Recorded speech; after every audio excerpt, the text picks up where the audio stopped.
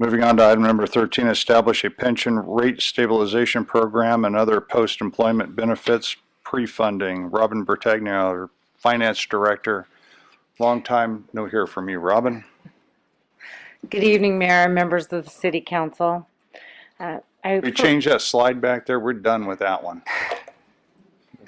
Definitely has nothing to do with what I'm talking about.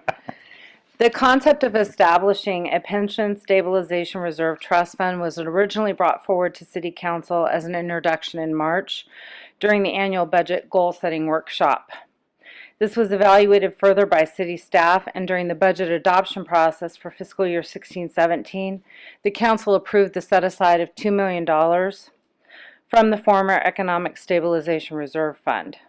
Those funds were set aside in a city-held trust fund on the city's books in a separate account until this staff report, resolution, policy, and administration agreement could be brought back to City Council for consideration. During that time, we've looked at outside third-party irrevocable trusts that are approved by the Internal Revenue Service for funding future CalPERS retirement costs and OPEB costs. At a time where the city's contributions for CalPERS are projected to continue escalating year over year, this is an important tool which can help stabilize rates in the future. To date, the most widely adopted pension rate stabilization program for governmental agencies has been the plan sponsored by Public Agency Retirement Services, or PARS.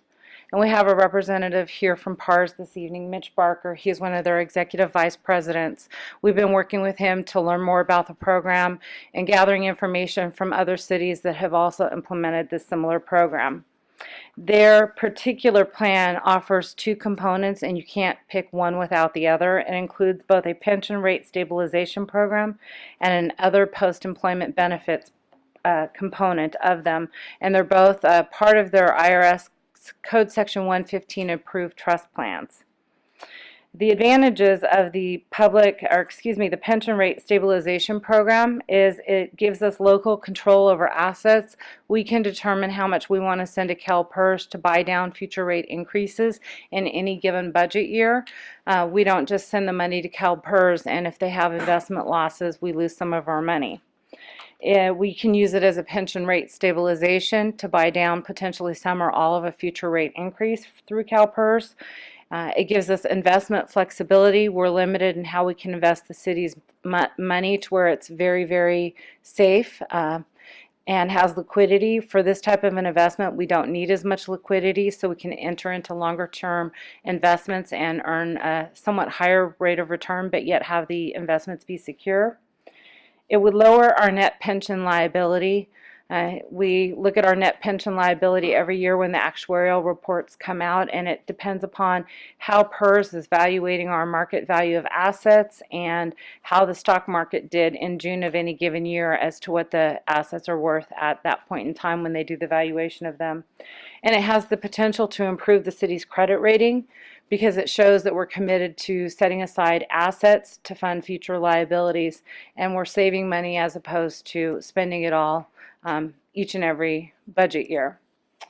With that, I would answer any questions that you have. My recommendation tonight is that you adopt a resolution approving the adoption of the Public Agencies Post-Employment Benefits Trust administered by Public Agency Retirement Services. Adopt the attached policy for the pension rate stabilization program and other post-employment benefits pre-funding, and authorize an initial contribution of $2 million to the component for the pension rate stabilization program. Thank you very much. Any questions of Robin? Sure, Mayor, not any questions, but just a comment. I think, like you mentioned, this was one of the priorities of the council to start tackling retirements, and obviously, it's a great step, and hopefully as the economy continues to turn in the coming years, that the council members and the next generations can contribute contribute additional sums of monies and try to knock that unfunded liability down as low as they can. So great start. That was a short timer's speech right there, council member. Any other comments? None? Action from the council. Through the mayor, I'll go ahead and make staff's recommendation to approve A, B, and C. I'll second that. We have a motion and a second. All those in favor signify by saying aye. Aye. Opposed? Another job well done, Robin. Thank you.